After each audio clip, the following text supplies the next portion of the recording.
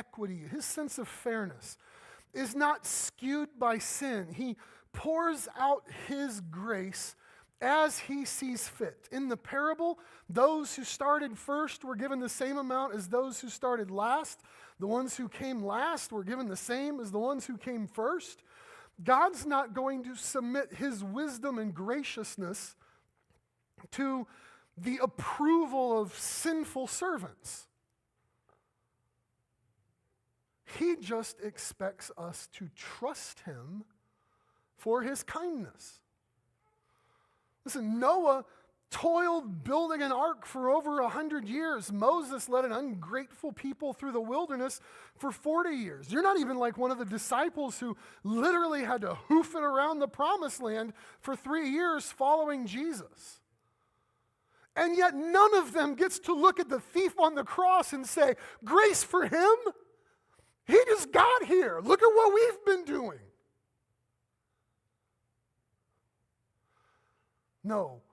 What does the landowner in Jesus' parable here, what does the landowner promise the workers? It's repeated twice in this parable by Jesus. It's in verse 4 and it's in verse 7.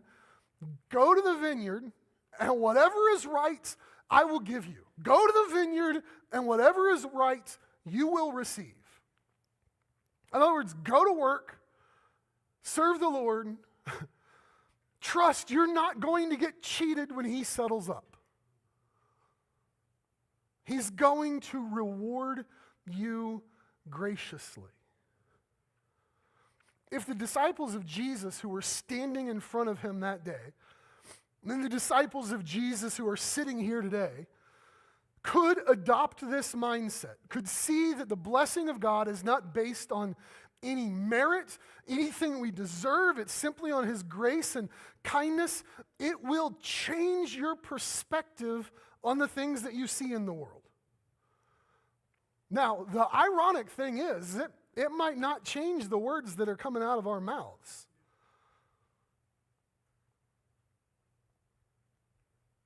Those who spend their time thinking that life isn't fair, and those who spend their time rejoicing in God's grace, we all say the same words.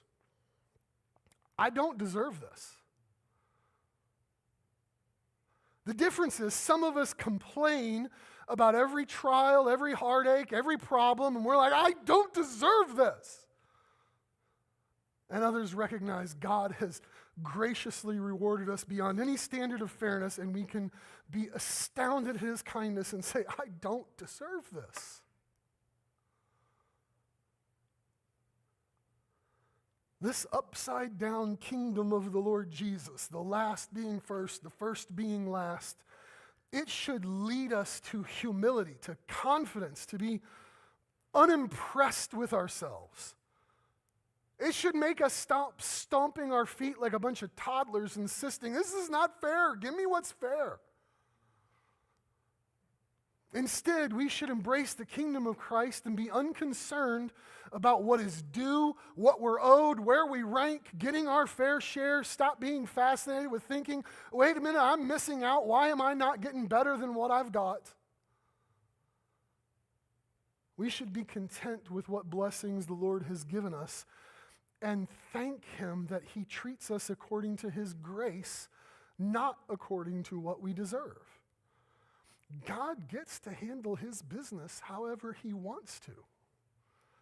And how he wants to is in goodness, in the wise distribution of his grace. He does not owe you, he owns you. So just do the work that you're called to do and trust when your day is done, you're going to receive undeserved blessings when he settles accounts. If he calls you in your life and says, get to work serving me, and when it's all done, I will give you what's fair, that's not a bad deal. We should be content with it.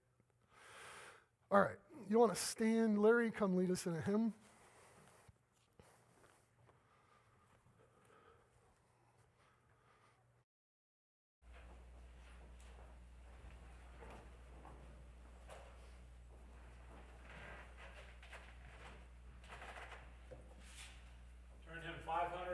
578.